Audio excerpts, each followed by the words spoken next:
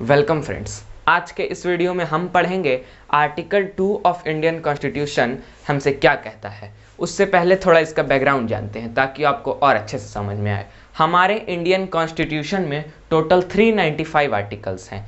उन्हीं 395 आर्टिकलों को 22 पार्ट्स यानी कि 22 टॉपिक्स में बांट दिया गया है।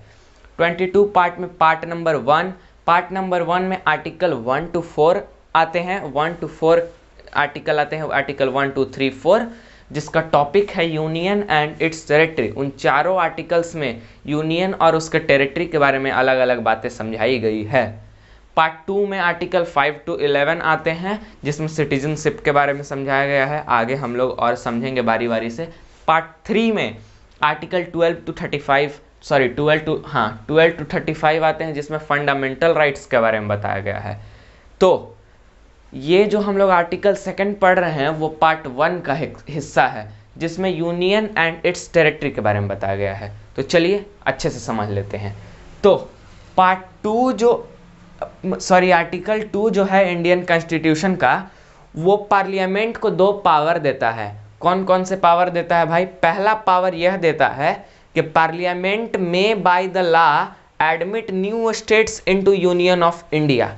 यानी कि हमारे देश का जो पार्लियामेंट है वो लॉ के अनुसार कोई ऐसा लॉ बना सकता है जिसके द्वारा वो नए स्टेट्स को हमारे भारत के यूनियन में जोड़ सकता है। ठीक है, फॉर एग्जांपल 35 और 36 कॉन्स्टिट्यूशनल अमेंडमेंट के द्वारा सिक्किम को राज्य का दर्जा दिया गया और भारत के यूनियन में उसको जोड़ा गया था। तो ये है। दूसरा पावर पार्लियामेंट को देता है आर्टिकल नंबर 2, यह देता है कि पार्लियामेंट में by the law establish new states on the term and condition.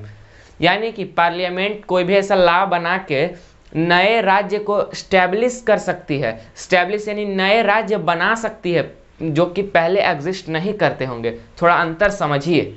जैसे पहला में कहता है कि जो पहले से कोई एग्जिस्ट करते हैं, जैसे सिक्किम पहले एग्जिस्ट करता था लेकिन देश का हिस्सा नहीं था, उसको जोड़ा गया। लेकिन सेकंड पॉइंट में बताया गया कि पार्लियामेंट उसको भी जोड़ सकती है जो पहले एग्जिस्ट नहीं करते, कोई नया हिस्सा, नया स्टेट्स भी बना सकती है।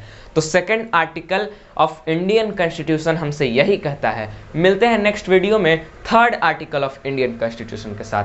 अगर वीडियो पसंद आया, आर्टिकल आपने समझ लिया, तो प्लीज़ हमारे इस चैनल को सब्सक्राइब कीजिए। बहुत बहुत धन्यवाद।